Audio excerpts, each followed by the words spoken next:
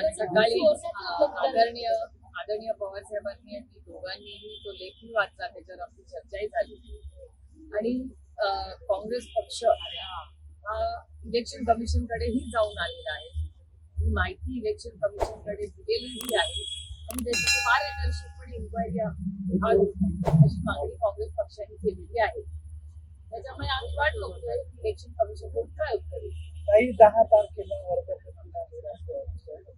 राष्ट्रवादी वर्धापन साजरा करतायत, तर कसं बघतो तू? कसं काय बघणार, आता कोर्टात केस चालू आहे आणि ही स्थापना त्या पक्षाची झाली. सगळा 26 वर्षाचा प्रवास अवघ्या महाराष्ट्र नाही देशाने लागलेला आहे. त्यामुळे वेगळं काय त्याच्यात बोलायची गरज मला तरी आता वाटतं. 2 वर्षांनी कुटुंब एकत्र आहे. उभ्या महाराष्ट्राला माहिती आहे घरगुती संबंध आहेत राजकीय दृष्टीने विभक्त झाले, पण आता दोन्ही बहीण भाऊ एकत्र येऊ मधली लोक जी बेरोजगार होणार आहेत त्यांचा विरोध दिसतोय सगळ्या गोष्टी. संघटना ही सगळ्यांच्या मुळे चालते, असं एका व्यक्तीमुळे नाही. संघटनेत प्रत्येक शेवटचा कार्यकर्ता जो झेंडा घेऊन उभा राहतो तोही तेवढाच महत्वाचा असतो. संघटना ही फक्त नेत्यांमुळे चालते, पण त्यामुळे कार्यकर्ते हा सगळ्यात महत्वाचा आणि त्याच्याचा केंद्रबिंदू असतो. नंतर शेवटी तो लढत असतो, रस्त्यावर झेंडा घेऊन तो उभा असतो आणि त्याच्यामुळे या गोष्टी होत राहतात आणि एका बोलत राहतात. त्याच्यामुळे फार आपण ते मनावर घेत नसतं. आपण का निवडून आलेलो, लोकांची सेवा करण्यासाठी आम्ही निवडून आलेलो आहोत. ही कामात सातत्य ठेवून महाराष्ट्र आणि भारताची सेवा करणं हे आमच्यावर झालेले संस्कार आहेत आणि बारामती लोकसभा मतदारसंघाने त्याच्यासाठी मला निवडून दिलेलं आहे. म्हणजे कामात सातत्य ठेवण्याचा एक प्रांजळ प्रयत्न करत असेल. काही लोक असं म्हणतात की विशेष करून सुनील तटकरे आणि प्रफुल्लभाई पटेल हे जर दोन्ही पक्ष एकत्र आले तर ते दोघांची जास्त अडचण होईल म्हणून ते जास्त होऊ देत नाही असंही बोललं जातं. मला याची माहिती नाही, पण प्रफुल्लभाईंची माझी अनेक वेळा आणि महत्वाच्या विषयांवर चर्चा होत असते. काही महत्वाचे विषय असतात त्याच्यामध्ये मी आजही ऑन रेकॉर्ड हे सांगते की माननीय प्रफुल्लभाईंचे मी मार्गदर्शनही घेते. अनेक वर्ष त्यांनी सरकारमध्येही काम केलेलं आहे. त्याच्यामुळे अनेक इंटरनॅशनल इश्यूज असतात. त्याच्यात अनेक वेळा पार्लमेंटमध्ये त्यांचा खूप मोठा अनुभव पार्लमेंटचा राहिलेला आहे. त्याच्यामुळे प्रफुल्लभाईंच्याकडून मी स्वतःही त्यांना अनेक वेळा फोन करते, त्यांचं मार्गदर्शन मी घेत असते. आणि असे अनेक संघटनेचे, मग काँग्रेसमध्ये असेल, आता आनंद शर्माजी आणि गेले 11 दिवस आम्ही एकत्र प्रवासात होतो. त्यांचा कॉमर्स मिनिस्ट्रीचा असेल, एक्सटर्नल अफेअर्स मिनिस्ट्रीचा असेल, खूप मोठा अनुभव राहिलेला आहे. त्याच्यामुळे या सगळ्या 11 दिवसाच्या दौऱ्यामध्ये आनंद शर्माजी असतील, माझे सहकारी, विद्वान सगळे सहकारी माझ्याबरोबर होते. मनीष तिवारीजी असतील, मुरलीधरनजी असतील, अनुराग ठाकूरजी असतील, कृष्णाजी असतील, या सगळ्या एक टीम म्हणून आम्ही काम करतो. त्याच्यामुळे राजकारणामध्ये एक तर डायलॉग हा असतात पहिले, या मताची मी आहे. आणि प्रफुल्लभाईंच्या बद्दल मी आवर्जून उल्लेख करीन की मी त्यांचं पार्लमेंटमध्ये अनेक वेळा पॉलिसीच्या बाबतीत अनेक वेळा मार्गदर्शन घेत असते. आजही स्थानिक स्वराज्य संस्थांच्या त्यांचा माझा बऱ्याच दिवसात भेट नाही. त्यांची भेट माझी पार्लमेंटमध्ये कधीतरी होते. त्यांची माझी बऱ्याच दिवसात ते म्हणतात आमच्याकडून कुठलाही प्रस्ताव नाही, विधान येते. मला सांगता येणार नाही, कारण माझं आणि सुनील तटकरे चीनचं कुठे गाठी भेटी नाही, कारण कुठल्या कमिटीमध्ये ते आणि एकत्र कुठल्याच कमिटीमध्ये नाही. त्यामुळे पार्लमेंट जेव्हा सुरू होईल तेव्हा त्यांची भेट. स्थानिक स्वराज्य संस्थांच्या निवडणुका 3 होणार आहे. सत्ताधाऱ्यांना वेळ मिळावा म्हणून हे सगळे केले जात आहे का, काय वाटतं तुम्हाला?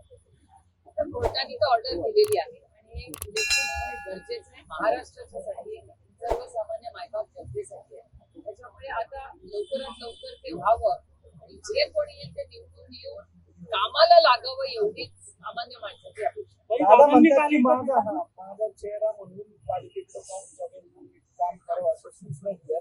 खरंच महायुती वेगळी लढत असं वाटतं का? असं कळेल आता आपल्याला, तो त्यांच्या अंतर्गत प्रश्न आहे ना.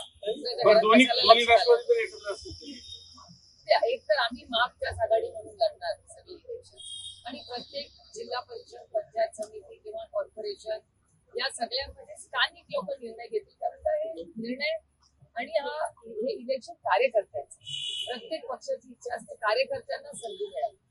त्याच्यामुळे कार्यकर्ते काय ठरवतील त्याप्रमाणे पुढे आम्ही सगळे एकत्र एकमेकांशी चर्चा करून मार्ग काढायचे.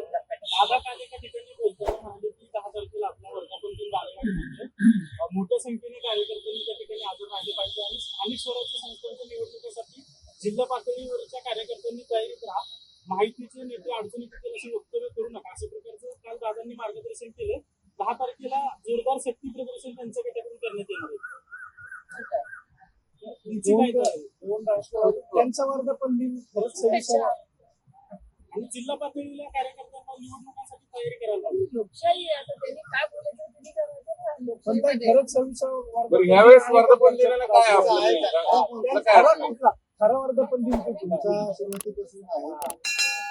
कोर्टात केस चालू आहे. ताई, गुन्हा दाखल असलेल्या भाजपच्या पदाधिकाऱ्याकडनं वैद्यकीय महिला अधिकाऱ्याचा छळ होत असल्याचा प्रकार समोर आला. सगळी माहिती दिली होती. मात्र पोलिसांनी राजेश भोसले महापालिका आयुक्तांना याच्यावरती कारवाई केली आहे. शेवटी काल हे सगळं प्रकरण समोर आल्यानंतर आजचं जे आयुक्त आहे त्यांनी रात्री या सगळ्या पदाधिकाऱ्यांना बंदी घातली आहे. या महिलेला कोणीच जात गेली नाही म्हणून त्यांना थेट महिला आयोगात झालं आहे. महिलांवरचे अत्याचार महाराष्ट्रामध्ये वाढत आहेत हे धक्कादायक आहे. म्हणजे 21व्या शतकात एकीकडे आर्टिफिशियल इंटेलिजन्सची चर्चा आपण करतोय आणि एकीकडे आर्टिफिशियल इंटेलिजन्सचा एवढा सायन्स पुढे गेलेला असताना आजही महाराष्ट्रामध्ये आणि आश्चर्य असं वाटतं की तुमच्या माझ्या पुण्यामध्ये आपल्या मुळशीमध्ये आजही हुंडाबळी होत आहेत. हे खूप धक्कादायक आहे आणि हे आपलं एक समाज म्हणून अपयश आहे.